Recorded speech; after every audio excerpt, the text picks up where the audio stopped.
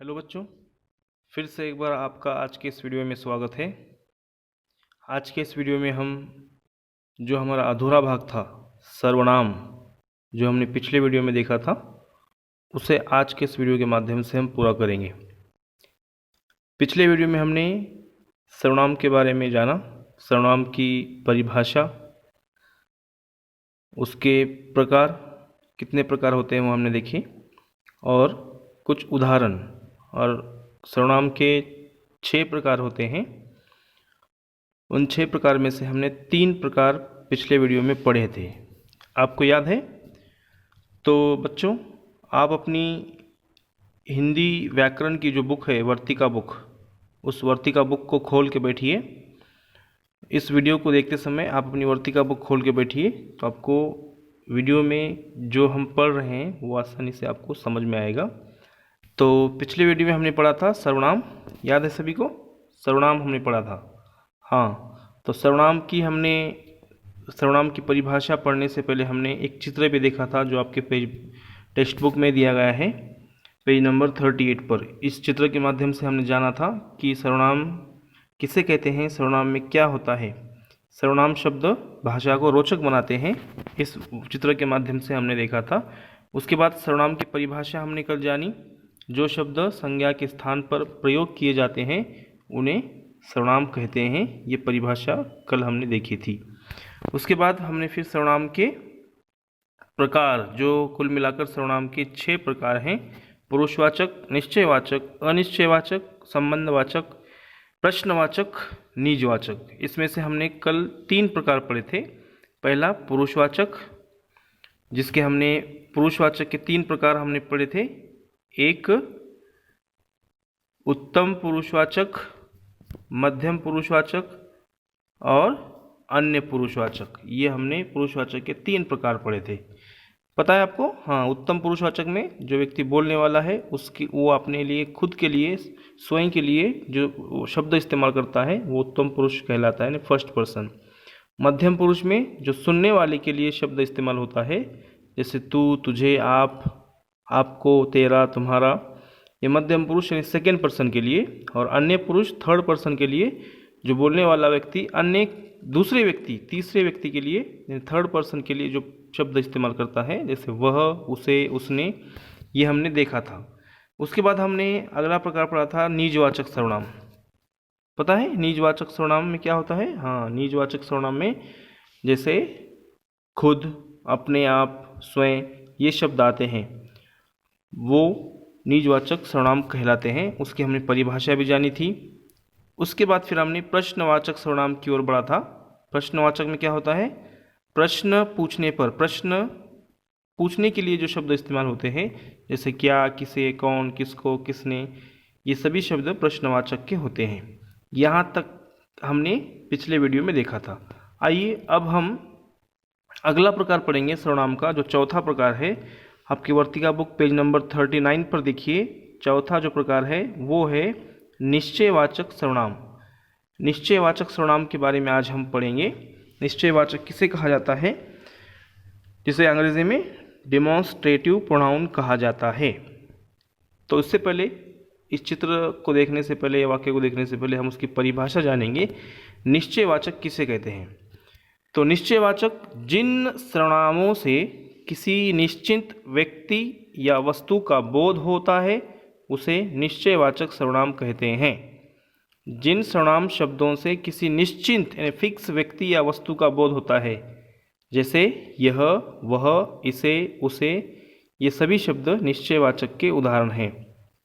उदाहरण देखिए, यह मेरा घर है, निश्चित है, वस्तु का बोध हो रहा है हमें।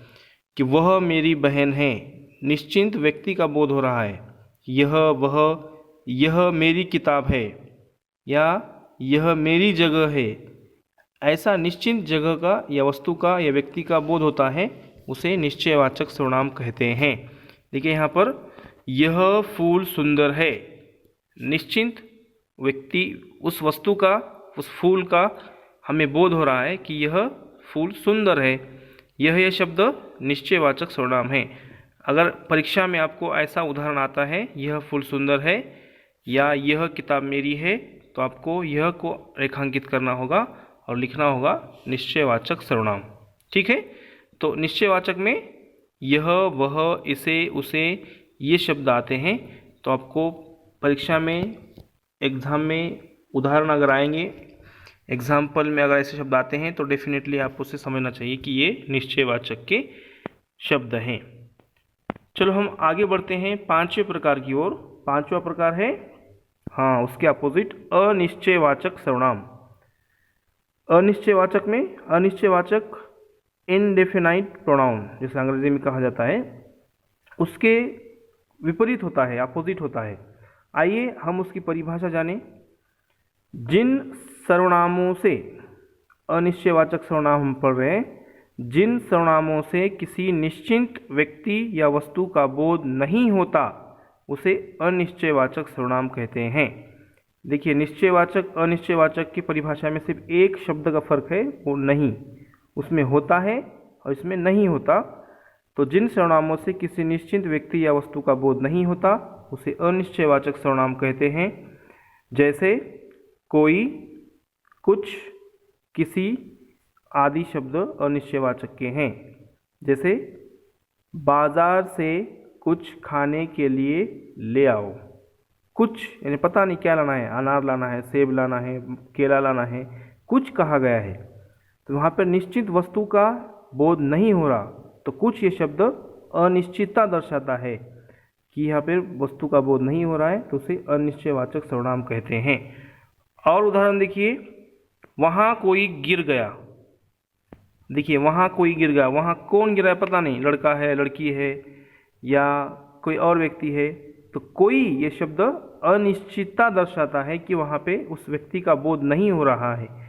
तो कोई, किन्हीं, कुछ, ऐसे ये शब्द अनिश्चयवाचक के उदाहरण हैं।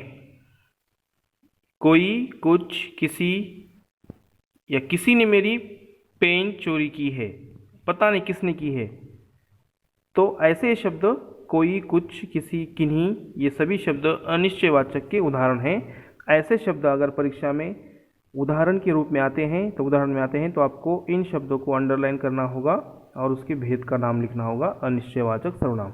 ठीक है, तो पांचवा प्रकार हमने पढ़ा, अनिश्चयवाचक सर्वनाम। अब हम आखिरी प्रकार की ओर बढ़ते हैं। आखिरी प्रकार कौन सा है? यस, संबंधवाचक सर्वनाम। संबंधवाचक सर्वनाम रिलेटिव प्रोनाउन जिसे अंग्रेजी में कहा जाता है। आइए हम इसकी परिभाषा जानें संबंधवाचक की। जो सर्वनाम एक बात का संबंध दूसरी बात से दिखाते हैं, जो सर्वनाम शब्द एक बात का संबंध दूसरी बात से दिखाते हैं, उन्हें संबंधवाचक सर्वनाम कहते हैं। जैसे जो, सो, जिसको, जिसे, जिससे, वह, ये आदि शब्द संबंधवाचक के हैं। उदाहरण के रूप में आपको समझाऊंगा मैं। जिसको पैसा चाहिए वह परिश्रम करे, तो यहाँ पर जिसको और वह ये शब्द एक दूसरे से एक बात का संबंध दूसरी बात से दिखा रहे हैं। पहली बात क्या है? जिसको पैसा चाहिए, पहली बात। दूसरी बात क्या है यहाँ पर? वह परिश्रम करे। तो पहली बात का दूसरी बात से संबंध दिखा रहा है जिसको और वह ये शब्द, इसलिए यह संबंधवाचक सर्वनाम शब्द हैं। और एक उदाहरण देखिए, उतना ही खाओ जितना पचा सको। तो यहाँ पर पहली बात क्या है? उतना ही खाना है, और दूसरी बात जितना पचा सको। तो यहाँ पर उतना और जितना ये शब्द संबंधवाचक सर्वनाम हैं। और उदाहरण देखिए, जिसकी लाठी उसकी भैंस। तो यहाँ पर जिसकी, उसकी ये शब्द संबंधवाचक सर्वनाम हैं। जैसा सवाल वैसा जवाब, जैसा वैसा ये शब्द संबंधवाचक के उदाहरण हैं। इससे आपको समझ में आएगा। जो सोता है वह खोता है, जो, सो, ऐसे शब्द संबंधवाचक के उदाहरण हैं। तो संबंधवाचक आपको समझ में आया होगा। संबंधवाचक में जो एक बात का संबंध दूसरी बात से दिखाते हैं जो शब्द, वो संबंधवाचक कहलाते हैं। और संबंधवाचक में दो शब्द अगर परीक्षा में ऐसे अगर उदाहरण आते हैं तो आपको संबंधवाचक के दो शब्दों को रेखांकित यानी अंडरलाइन करना होगा, उसके भेद का नाम लिखना होगा।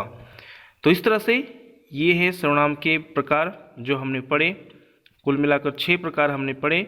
वो 6 प्रकार कौन कौन से? 2 वीडियो के माध्यम से हमने 6 प्रकार पढ़े। एक पुरुषवाचक, दूसरा निजवाचक, तीसरा प्रश्नवाचक, चौथा निश्चयवाचक, पांचवा अनिश्चयवाचक और छठा संबंधवाचक। तो आशा है कि आपको इस सर्वनाम के सभी प्रकार समझ में आए होंगे।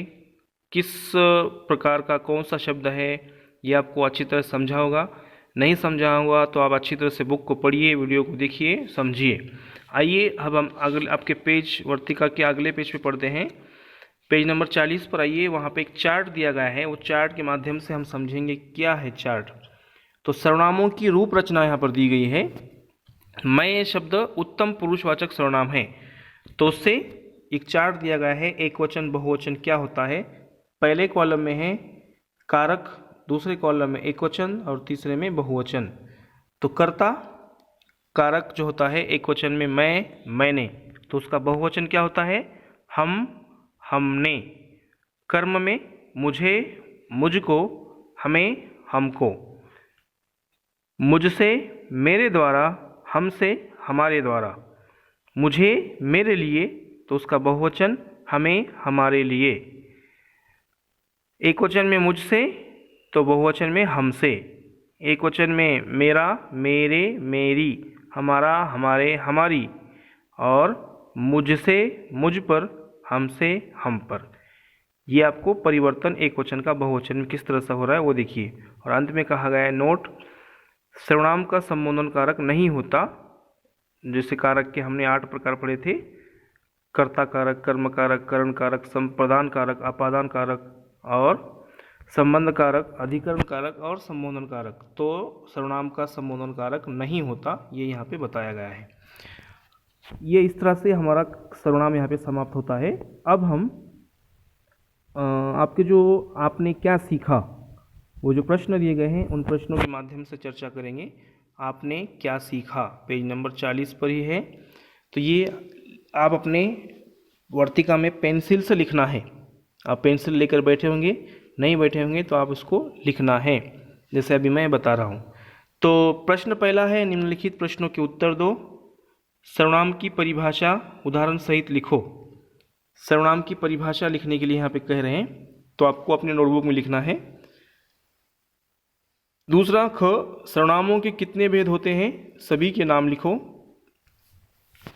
तीसरा प्रश्न है, पुरुषवाचक सर्वनाम किसे कहते हैं, इसके कितने भेद होते हैं। और निश्चयवाचक सर्वनाम तथा अनिश्चयवाचक सर्वनाम में क्या अंतर है, ये आपको अपनी नोटबुक में लिखना है। ये प्रश्न पहले के उत्तर, ठीक है। तो आप आशा है कि आप ये लिखेंगे। अब हम प्रश्न दूसरे की ओर बढ़ते हैं। प्रश्न दूसरा है, कोष्टक में, कोष्टक यानी ब्रैकेट आगे दिया गया है, कोष्टक का अर्थ है ब्रैकेट।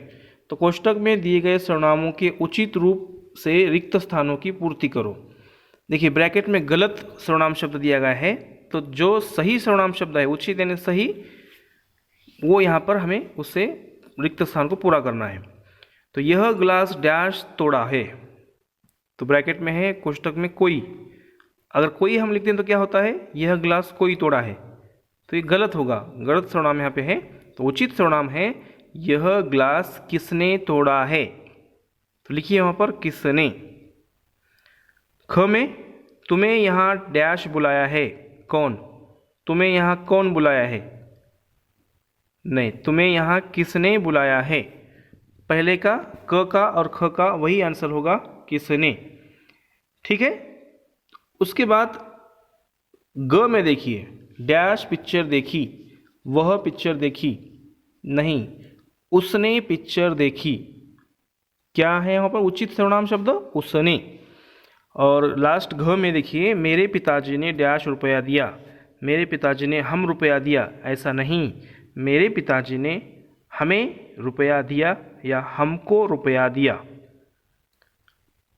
ठीक है। हमें या हमको लिखना है, समझ में आया। हाँ, लिखिए। तो अब हम अगले पेज पे बढ़ेंगे, पेज नंबर 41 पर आइए। प्रश्न दूसरा है, प्रश्न तीसरा प्रश्न है, निम्नलिखित वाक्यों में प्रयुक्त सर्वनामों को रेखांकित करो तथा उनके भेद लिखो।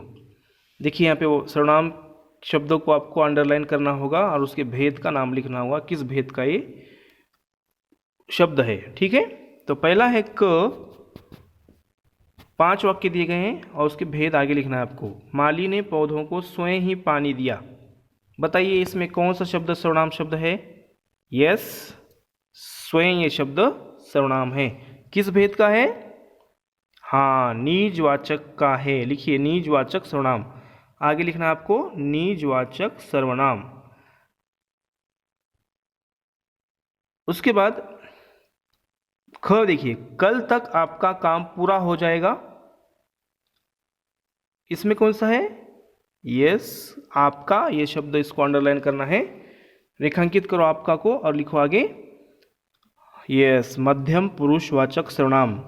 यानी आपका ये शब्द सुनने वाले के लिए इस्तेमाल किया गया है, तो आपका को अंडरलाइन करना है और लिखना है मध्यम पुरुषवाचक सर्वनाम, या पुरुषवाचक लिखेंगे तो भी चलेगा। मध्यम पुरुषवाचक सर्वनाम। ग में क्या हुआ है? हाँ, तुम बातें क्यों कर रहे हो? प्रश्नवाचक सर्वनाम है। भेद, हाँ यस, और शब्द क्यों, क्यों को अंडरलाइन कीजिए। हाँ, और भेद लिखिए प्रश्नवाचक, क्योंकि आखिर में क्वेश्चन मार्क आया है। देन आगे है जो सोता है वह खोता है। यस, इसमें 2 शब्दों को अंडरलाइन करना होगा आपको, जो और वह। तो किस भेद का ये उदाहरण है? यस, संबंधवाचक का उदाहरण है। तो लिखिए वहाँ पर संबंधवाचक सर्वनाम। और लास्ट में है पिताजी बाजार से कुछ लाए हैं। यस, कुछ ये शब्द को रेखांकित करना है, अंडरलाइन करना है। और भेद का नाम अनिश्चयवाचक सर्वनाम। लिखिए, कुछ को अंडरलाइन कीजिए और अनिश्चयवाचक सर्वनाम। देन आगे हम बढ़ेंगे प्रश्न चौथे की ओर। यस, चौथा प्रश्न क्या है? चौथा प्रश्न है निम्नलिखित वाक्यों में सर्वनामों का सही रूप प्रयुक्त करके पुनः लिखो। निम्नलिखित वाक्यों में सर्वनामों का सही रूप प्रयुक्त करके वाक्य पुनः लिखो, ऐसा कहा गया है। ठीक है, तो पहला वाक्य है आप तुम्हारे घर गए थे। ये वाक्य गलत है, गलत सर्वनाम का प्रयोग हुआ है, तो इसको सही करना है और वाक्य आगे सही लिखना है। तो क्या गलत है? यस, आप नहीं आएगा वहाँ पर। हम तुम्हारे घर गए थे, आपकी जगह हम और बाकी सेम रहेगा वाक्य। लिखिए आगे हम तुम्हारे घर गए थे। लिखिए जल्दी से, हम तुम्हारे घर गए थे, यह सही है। देन ख में क्या हुआ है? देखो पानी में कौन पड़ा है। क्या गलत हुआ यहाँ पर? सर्वनामों का कौन सा रूप गलत हुआ है, प्रयुक्त हुआ है? यस, कौन ये शब्द गलत है। तो क्या आना चाहिए वहाँ पर? हाँ, देखो पानी में क्या पड़ा है। कौन की जगह क्या। लिखिए देखो पानी में क्या पड़ा है। तीसरा है तुम्हारा काम कर लेना। तुम्हारा काम कर लेना ऐसा कहा गया है, तो यहाँ पर एक गलत सर्वनाम का प्रयुक्त हुआ है, वो है तुम अपना काम कर लेना। तुम्हारे की जगह अपना, तुम अपना काम कर लेना। देन घ1 वही परिश्रम करेगा जो सफल होगा। गलत है ना सेंटेंस, वाक्य? यस, जो परिश्रम करेगा वही सफल होगा। देखिए सर्वनाम शब्दों का इधर का उधर हुआ है, तो पहले वही की जगह जो आना चाहिए, जो की जगह वही आना चाहिए। तो सही वाक्य क्या है? जो परिश्रम करेगा वही सफल होगा। चेंज कीजिए उसे, बदलिए और लिखिए आगे। देन लास्ट है कौन का घर हमारे घर के पास है। सही है वाक्य? नहीं, सही क्या होना चाहिए? यस, किसका घर हमारे घर के पास है। कौन की जगह किसका घर हमारे घर के पास है। ठीक है, तो ये हुआ सही। अब 5वें प्रश्न की ओर हम बढ़ते हैं। 5वां प्रश्न है दिए गए प्रश्नों में सही विकल्प पर सही का चिन्ह लगाओ। 3 विकल्प दिए गए हैं, उसमें तीनों में से एक सही है, उसको टिक करना है। सर्वनाम किसके स्थान पर प्रयुक्त होता है? संज्ञा के, विशेषण के, क्रिया के? यस, संज्ञा के स्थान पर प्रयुक्त होता है, तो संज्ञा के आगे टिक करना है। परिभाषा में ही कहा गया है संज्ञा के स्थान पर प्रयुक्त होने वाले शब्दों को सर्वनाम कहते हैं, तो संज्ञा को टिक करना है। दूसरा देखिए, सुनने वाला कौन सा पुरुष होता है? अभी मैंने ऊपर बताया था आपको। यस, मध्यम पुरुष होता है, सेकेंड पर्सन, तो मध्यम पुरुष को टिक कीजिए। कौन का कर्म कारक एकवचन रूप होगा? किसको, किसने, किससे? कौन का कर्म कारक एक वचन रूप है? किसको। तो किसको को आप अंडरलाइन करना है, टिक करना है। और लास्ट है स्वयं सर्वनाम है। स्वयं ये शब्द किस सर्वनाम भेद का उदाहरण है? निजवाचक का है या प्रश्नवाचक का है या संबंधवाचक का है? हाँ, निजवाचक का है। ठीक है, तो इसी तरह से ये हमने सर्वनाम के ऊपर जो प्रश्न आए थे वो पूरे किए। अब बच्चों, आशा है कि आपको अच्छी तरह से सर्वनाम समझ में आया होगा। देखिए, ये सर्वनाम आपको एग्ज़ाम में इसके ऊपर प्रश्न आएंगे, तो इसलिए आप ध्यान से इसे पढ़िए, देखिए वीडियो को बार बार और समझिए। इसके ऊपर आपको वर्कशीट भी दी जाएगी, वर्कशीट को पूरा करके समय रहते मेरे मेल आईडी पर आपको भेजना है। ठीक है, जो हमने आज पढ़ा 2 वीडियो के माध्यम से, परिभाषा, उसके प्रकारों के परिभाषा, उसके एग्जाम्पल्स, ये सब हमने पढ़ा। ये ध्यान से आप सुनिए, समझिए और पढ़िए। इसके ऊपर जो भी प्रश्न परीक्षा में आएंगे PA2 के, और वर्कशीट भी जो भी आएगी उसे पूरी करके भेजना है। ठीक है, तो आज हम यहीं रुकते हैं। अगले वीडियो के माध्यम से हम जल्द मिलेंगे। तब तक के लिए धन्यवाद।